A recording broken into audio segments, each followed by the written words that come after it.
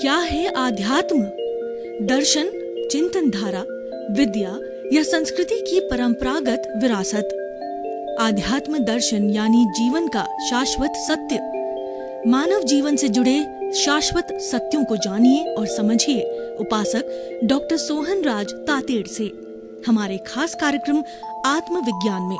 आत्मविज्ञान यानी सही दृष्टि, सही सोच। भाई और बहनों, मातृशक्ति को नमन। स्टूडियो में आपका हार्दिक स्वागत है, अभिनंदन है, सत्कार है। आत्मविज्ञान, साइंस ऑफ द सोल कार्यक्रम के अंतर्गत हम सत्संग करते हैं। सत्संग का अर्थ यह है कि आत्मा की संगत में जाते हैं। आत्मा की संगत है, हमें अच्छा इंसान बनाती है, हमें अपने स्वरूप की बात बताती है।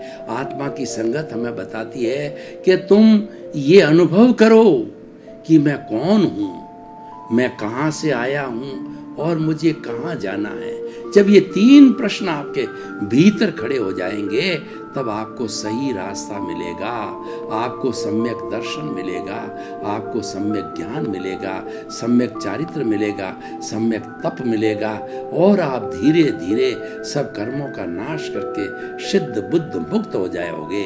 ऐसा हमारा आत्मविज्ञान कार्यक्रम है। ये अलग अलग सपोर्टिंग जो एपिसोड्स है उसके माध्यम से हम आप तक पहुंचाते हैं।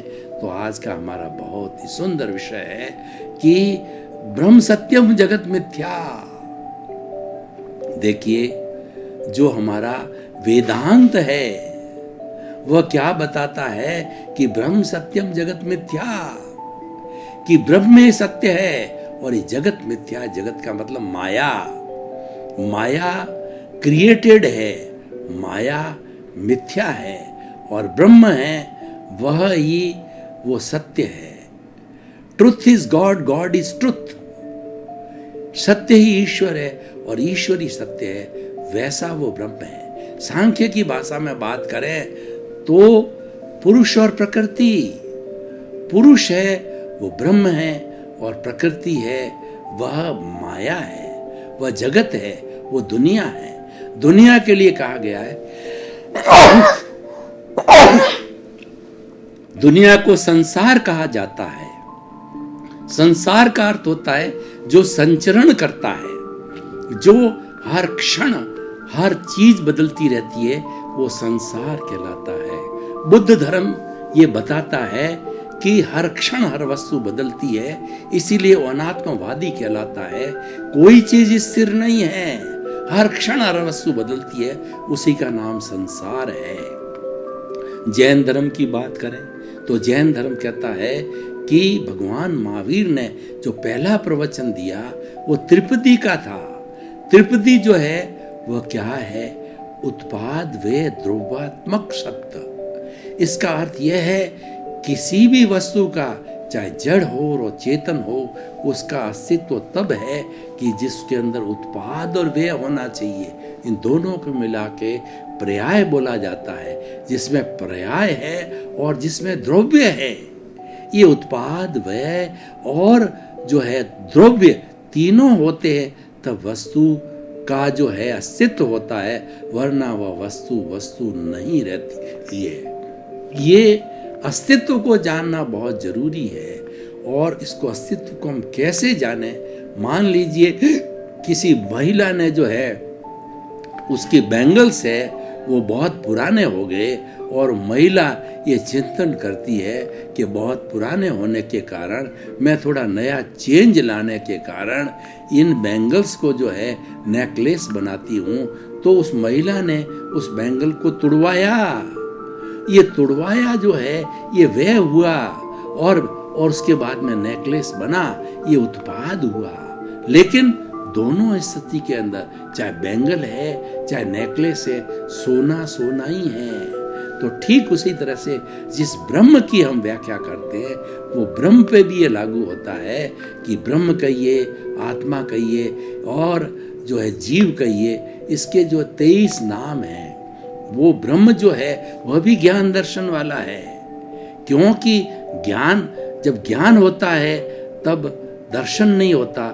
ज्ञान के उत्पाद से दर्शन का व्यय होता है, दर्शन के उत्पाद से ज्ञान का व्यय होता है। लेकिन इन दोनों का उत्पाद व्यय पर्याय बदलने के बाद भी आत्मा द्रव्य है, आत्मा आत्मा रहती है। इसलिए आत्मा को ज्ञान दर्शन वाला बताया गया है, जबकि वास्तव में ज्ञान दर्शन मिल करके एक हो जाते हैं। दर्शन का मतलब मैं आपको देख रहा हूँ, प्रथम दृष्टवा, फर्स्ट इंप्रेशन जो होता है वो देखने का होता है, और उसके बाद में हम गहराई में जाते हैं कि ये व्यक्ति कौन है, इसका क्या नाम है, ये क्या करता है, ये कहाँ से रहना है, उसकी डिटेलिंग करते हैं, वो ज्ञान है। तो भाई और बहनों, ये पर्याय का होना बहुत ज़रूरी है, और ये पर्याय ब्रह्म में भी होता है।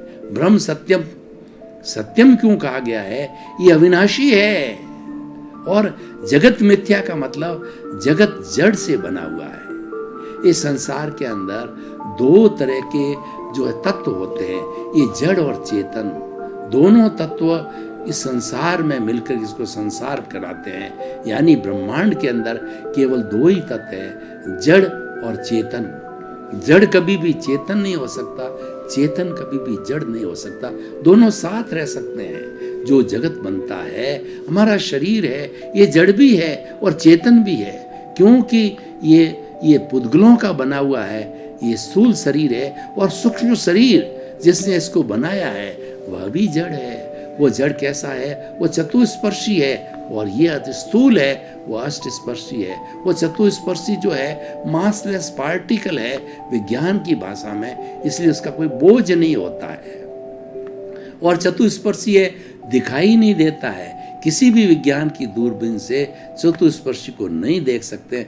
चतुस्पर्शी को तो केवल ब्रह्म है, जीव या शुद्ध आत्मा है, वो केवल उसको अवधि ज्ञान और मन प्रयोग ज्ञान और केवल ज्ञान के माध्यम से ही देख पाती है।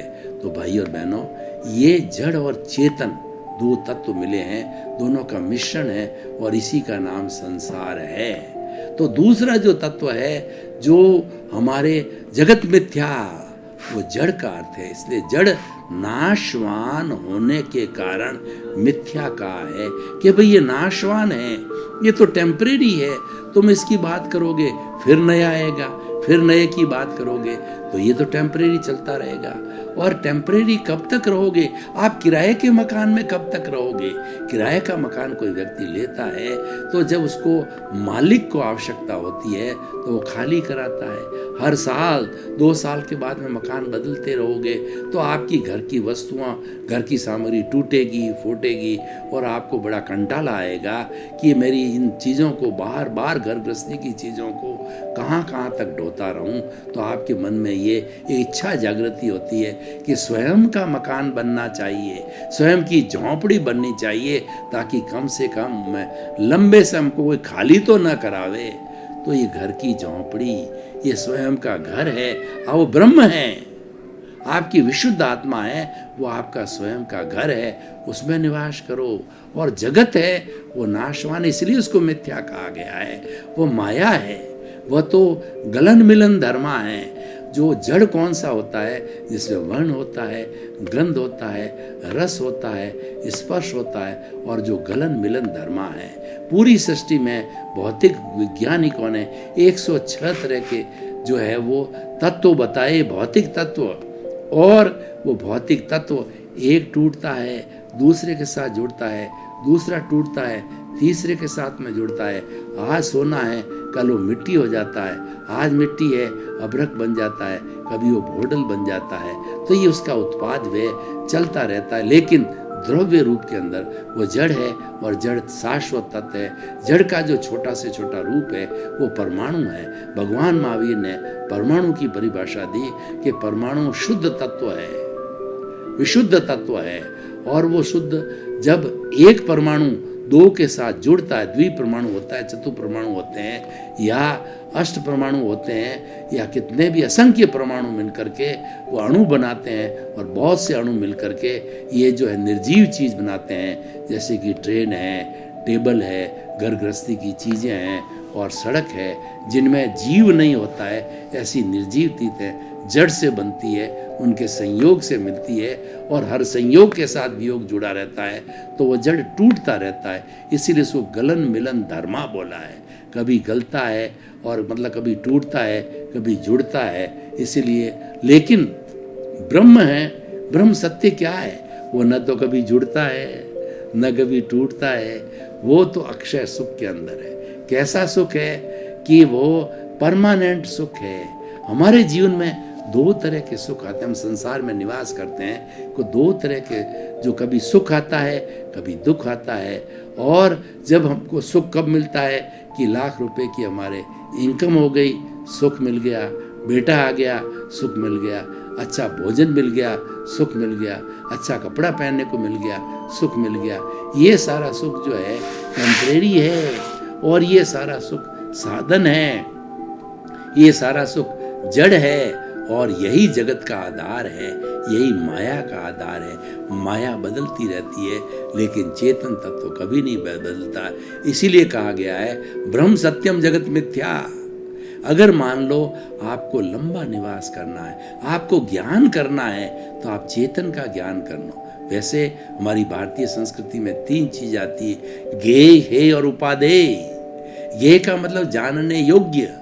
इस संसार में अच्छी बुरी जड़ चेतन कोई भी वस्तु हो, उस सब की जानकारी करना, उस सब का ज्ञान करना है, वह ज्ञेय कहलाता है। वो करना चाहिए। और उसके बाद में उसमें से आप देखिए, कुछ बुरी चीज़ें हम देखते हैं और कुछ अच्छी चीज़ें हम देखते हैं। जो अच्छी चीज़ें हैं उसको जो ग्रहण कीजिए, ग्रहण करने का मतलब उपादाय। और जो बुराई की चीज़ें हैं, मोह की चीज़ें हैं, बुरी चीज़ें, उसको उसको छोड़िए, व्यसन है। जितने जितने बुरे कार्य है उसको छोड़िए और जो जो अच्छे कार्य करने के होते हैं, चैरिटी है, जैसे परोपकार है, विनय है, मैत्री, प्रमोद, करुणा, मध्यस्थता से भावना है, इन सब को ग्रहण कीजिए। ये उपादेय है। इसलिए हे ज्ञेय और उपादेय, ये जो है हमें ज्ञान होना जरूरी है। और ये ज्ञान होने के बाद में हम जो है वो अपने जगत मिथ्या की अवस्था में आ जाते हैं। हम उसमें रहते हुए भी ये सोचते हैं, मिथ्या का अर्थ होता है ये टेम्परेरी है, ये जाने वाला है, ये बिछुड़ने वाला है, जो आया है वो जाएगा, जिसका संयोग हुआ है वो निश्चित रूप में वियोग के रूप में बदलेगा। ये प्रकृति का नियम है, ये कॉज एंड इफेक्ट का नियम है कि कारण के बिना कार्य नहीं होता है। कोई भी कारण जरूर होगा, जब जाके कार्य होगा। हमारा जो वटवृक्ष होता है उसका छोटा से छोटा बीज होता है, वो कारण होता है। उस बीज को बोते हैं और धीरे धीरे वो पुष्पित पल्लवित होता है तो वटवृक्ष बन जाता है। वटवृक्ष कार्य है और बीज है वो कारण है। उसी तरीके से हम जो पूर्व जन्म के अंदर जैसे जैसे भाव करते हैं, कॉजेस डालते हैं, उसको अच्छे या बुरे, उन कॉजेस के अनुरूप चार्जिंग होती है और चार्जिंग होकर के और हमारा कॉजल बॉडी बनती है। और वो कॉजल बॉडी है इस हमारे इस जन्म, वर्तमान जन्म के अंदर जब उसका उदय भाव होता है और जब उसका प्रारब्ध होता है, तो वही भाव कर्म जो द्रव्य कर्म के रूप में परिणित होकर के और हमें परिणाम देते हैं, हमें अनुभूति कराते हैं, हमें सुख दुख की अनुभूति करते हैं। तो भाई और बहनों, ये सारा जो है वो जगत का काम है। जगत अपने हिसाब से चलता है, जगत अपने नियम से चलता है। जगत स्थूल है और ब्रह्म है, बहुत सूक्ष्म है। तो स्थूल के नियम अलग है, सूक्ष्म के नियम अलग है। आपने कभी भी जो है ये मोबाइल के अंदर जो मेमोरी कार्ड को देखा होगा, तो मेमोरी कार्ड का चिप जो है इतना छोटा होता है, लेकिन उसकी मेमोरी होती है 100 GB। 100 GB का मतलब है पूरी पुस्तकालय की पुस्तकें जो है वो छोटे से 100 GB के मेमोरी कार्ड में एकत्रित की जा सकती है, सॉफ्ट कॉपी। तो उसी तरीके से जो है वो हमारा ये जो बाहर और भीतर का है वो अलग अलग। बाहर जो है वो हमारा हार्डवेयर है, भीतर हमारा सॉफ्टवेयर है। भीतर का मेमोरी कार्ड बहुत सूक्ष्म है। तो उस भीतर के जगत और बाहर के जगत के बीच में संतुलन बिठाना चाहिए, तभी कि हम ब्रह्म की स्मृति कर सकते हैं। क्योंकि व्यवहार के जगत को नेग्लेक्ट करके हम निश्चय जगत में सीधे नहीं जा सकते, क्योंकि ज़्यादा समय हमारा व्यवहार जगत में होता है। तो भाई और बहनों, जो आज का विषय है कि ब्रह्म सत्यम जगत मिथ्या, इसको गहराई में जा कर के देखिए कि जगत जो है वो हमारा कर्मों का लेन देन है, हमारे कर्मों का हिसाब है। और वो जगत में रह कर के ही करना पड़ेगा। कैसे कि हम जिस परिवार में जन्म लेते हैं तो हमें कोई माता पिता, कोई पत्नी और वही भाई बहन वगैरह मिलते हैं, तो वो सब बड़ी बड़ी पार्टियां हैं। उसमें से क्योंकि वो लंबे समय तक रहती है, परिवार के सदस्य लंबे समय तक हम साथ रहते हैं, तो उन पार्टियों में से कोई लेने आया है, कोई देने आया है, कोई आपको सुख पहुंचाएगा, कोई दुख पहुंचाएगा, कोई आपका बेटा बन करके आपकी संपत्ति को हड़प लेगा, आपके घर को हड़प लेगा, आपका लॉयन शेयर ले लेगा, जबकि काम उसने कुछ भी नहीं किया, लेकिन वो किसी न किसी रूप में जो है वो पुण्य कर्म के अधीन जो है आपका शेयर ले लेगा ज़्यादा से ज़्यादा। तो भाई और बहनों, ये सारा जगत का काम है और ये जगत संचरण करता रहता है, लेकिन हमारा जो है वह उसके अंदर पराधीन है हम, और हम उसके अंदर कोई भी नया एडिशन, अल्ट्रेशन, डिलीशन और जो है वो प्लस नहीं कर सकते। हम तो एज इट इज उसको भुगतना पड़ेगा। और हमारा जो आयुष्य बंधन ऐसा होता है कि जब वो निर्धारित हो जाता है तो हम एक सांस भी अतिरिक्त नहीं ले सकते, इतने हम स्वतंत्र हैं। हम जो संडास जाते हैं वो भी उसका प्रेशर बनता है तब जाते हैं। हम चाहें कि प्रेशर बना के संडास चले जाएं, नहीं जा सकते, क्योंकि जो है वो हमारा जो है अभी तक वो हमारा पूरा योग नहीं आया, पूरा हमारे कर्मों का उदय भाव नहीं आया। इसका मतलब ये पराधीन अवस्था है, लेकिन स्वाधीन अवस्था है, उसमें आप निरंतर रहते हो, 24 आवर्स रहते हो, और स्वाधीन के अंदर कोई भी आप परिवर्तन कर सकते हो, क्योंकि आप फ्री हो। पराधीन में व्यक्ति फ्री नहीं रहता, स्वाधीन में वो फ्री रहता है। तो मैं स्वाधीन है, वो ब्रह्म है, स्वाधीन है, ब्रह्म सत्यम, इसलिए उसको सत्य कहा गया है कि ये परमानेंट है और इसके साथ जुड़ करके और हम जो है इसके अनुरूप जो सारी इसकी जो क्वालिटीज है उसको प्राप्त कर सकते हैं, जय सच्चिदानंद बन सकते हैं। सच्चिदानंद का अर्थ होता है सत्य, चित्त और आनंद। जो सत्य होता है वो हमारा जो है वो अविनाशी तत्व को सत्य बोलते हैं, और चित्त का मतलब होता है ज्ञान दर्शन। हमारे भीतर विराजमान शुद्ध आत्मा भगवान ज्ञान दर्शन वाले हैं, और आनंद उसकी अनुभूति है। आपको आनंद क्यों चाहते हो? कोई दुख नहीं चाहता। इस जन्म के अंदर छोटा से छोटा प्राणी भी, वायरस भी कोई भी जन्म लेता है तो वो जीना चाहता है, मरना कोई नहीं चाहता है। तो जब ऐसी स्थिति बन जाती है तो उस स्थिति के अंदर जो है हमें ये देखना चाहिए और हमें भेद विज्ञान करना चाहिए, हमें जगत की भावना को एडॉप्ट करना चाहिए कि ये तो हमारा हिसाब है, ये तो चलता ही रहेगा और इसको बदलना मेरे हाथ की बात नहीं है। तो उसको भुगतना चाहिए, उसमें संभाव रखना चाहिए, क्योंकि मुझे करना ही पड़ेगा। जब कोई चीज़ करनी ही पड़ेगी तो बड़े आनंद पूर्वक करो, बिना रोए करो, हंस हंस के करो। आपको सुख भी आएगा, दुख भी आएगा। सुख में सुमिरन सब करे और दुख में करे न काऊ। जो सुख में सुमिरन करे तो दुख काहे का हो। अर्थ यह है कि जब दुख आता है तो हम ईश्वर की भक्ति करते हैं, ईश्वर को स्मरण करते हैं, हे ईश्वर मेरा दुख कम करो। और जब सुख आता है हम ईश्वर को भूल जाते हैं। तो यहाँ पे जो है वो चिंतक जो है वो कहता है कि आप जो है सुख और दुख को एक जैसा समझो। सुख की स्थिति के हो चाहे दुख की स्थिति हो, सुख की स्थिति के अंदर भी आप जो है प्रभु की स्मृति रखोगे, अपने स्वरूप की स्मृति रखोगे तो आपके दुख आएगा ही नहीं। तो इसलिए ये अच्छी बात है, अच्छी फॉर्म, इसके नाम जागृति है, और ये जागृति ही पुरुषार्थ है। तो जगत मिथ्या का मतलब जगत में रहते हुए भी जो मिथ्या का मतलब ये है कि ये टूटने वाला, ये जाने वाला, इसका वियोग होने वाला, ये टेम्परेरी है, ये भोगने के बाद चला जाएगा। टेम्परेरी होते हुए भी हम उसके साथ में रहते हैं, क्योंकि हमारा व्यवहार है, उसको शुद्ध करना जरूरी है। व्यवहार शुद्धि बिना निश्चय शुद्धि नहीं है। जो ही हम निश्चय के पक्ष में जाएंगे, यानी ब्रह्म सत्यम के पक्ष में जाएंगे, तो हमारा जा ही नहीं सकते। अवल तो वह शुद्ध रूप में कब प्राप्त होगा? जबकि हमारा लेन देन समाप्त हो जाएगा, हमारे कर्मों का हिसाब समाप्त हो जाएगा, जो हम पीछे से लेकर के आए हैं, जो हमने कॉजेस डाले हैं, और जितना हमारी कॉजल बॉडी बना है, तो उसका जब जीरो हो जाएगा उसका पूरा नाश हो जाएगा, वो समाप्त हो जाएंगे जड़ से, तभी हम सिद्ध बुद्ध और मुक्त बन सकते हैं। तो भाई और बहनों, हम अब इस एपिसोड को जो है ओपन टू द जो ऑडियंस के अंदर करते हैं, तो जग जो है वो ब्रह्म सत्यम जगत मिथ्या, इस अवधारणा से व्यक्ति क्या प्रभावित होगा और समाज, देश, राष्ट्र, विश्व को क्या मिलेगा।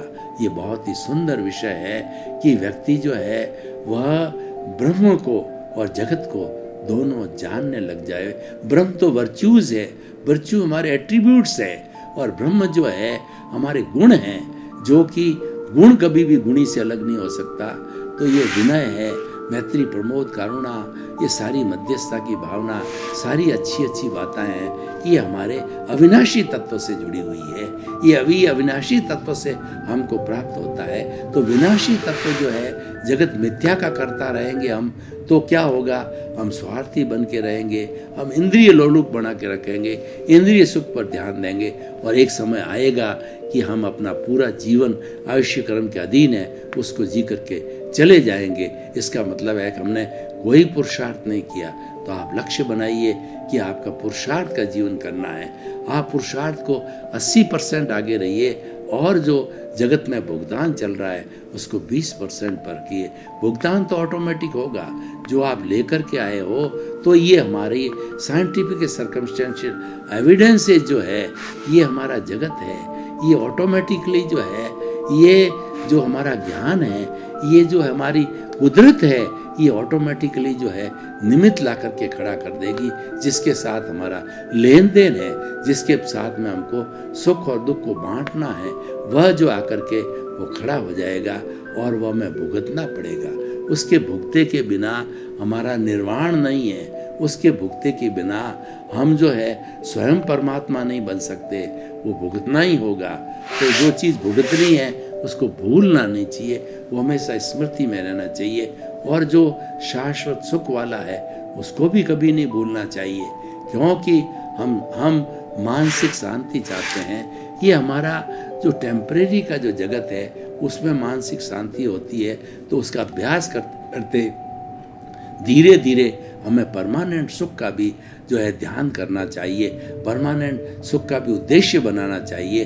और परमानेंट सुख का जब हम किसी तरह की धारणा बना देते हैं, तो धारणा धीरे धीरे वह पुष्ट होकर के प्रकट होने लग जाती है। ये हमारा इस जन्म का जो हम जो भुगत रहे हैं, ये क्या कार्य है, ये तो पूर्व जन्म की धारणा ही है। वो धारणा इकट्ठी हुई कॉजल बॉडी के रूप में, और इस जन्म के अंदर हमारे जो है द्रव्य कर्म के रूप में आए, और हम भुगतते रहते हैं। हम हिसाब क्लियर होता रहता है, और ये झड़ते रहते हैं।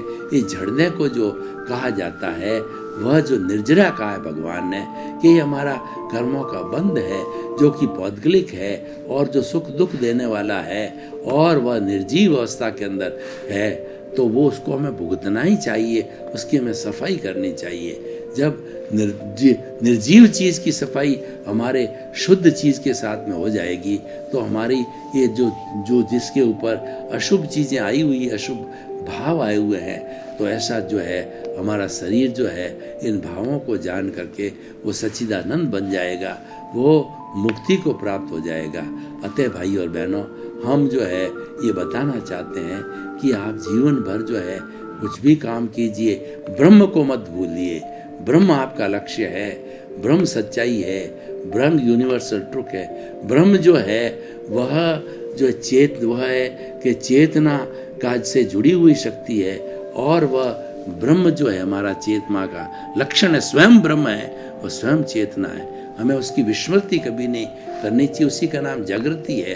और ये जागृति धीरे धीरे बढ़ करके 100% पे जागृति आएगी, साथ साथ में अनुभव भी बढ़ता जाएगा। जब जागृति की कोई विस्मृति नहीं होगी, हमारा स्वभाव का अंग हो जाएगा, तब जो है हमारा मूल स्वरूप है। भाई और बहनों, आपका बहुत बहुत धन्यवाद। आप हमारा आत्मविज्ञान कार्यक्रम बराबर देखते रहिए। आत्मविज्ञान कार्यक्रम में स्वास्थ्य और उसके बाद के अंदर वो आत्मशुद्धि, व्यवहार कुशलता, व्यक्तित्व विकास, यानी यहाँ पर व्यवहार और निश्चय जगत के दोनों ही उपयोगी बातें बताई जाती है। उन सबको ग्रहण करके आप अच्छे इंसान बनो, इसी क्रम में आपके प्रति मंगल भावना। आत्मविज्ञान में। आत्मविज्ञान यानी सही दृष्टि, सही सोच।